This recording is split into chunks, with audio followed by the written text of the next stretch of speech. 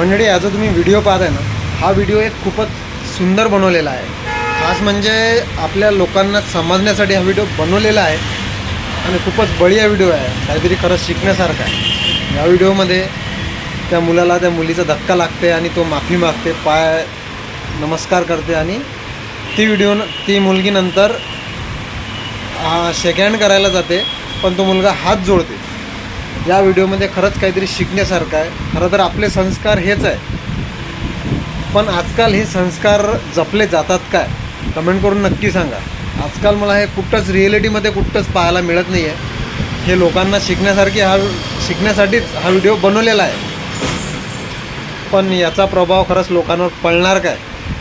आणि कोणीतरी आजच्या जमान्यात असं आहे काय की हे असे संस्कार त्याच्यामध्ये आहे? असेल तर खरंच तुम्ही कोणी असेल ना, तर कमेंट करून नक्की सांगा मंडळी. जय महाराष्ट्र.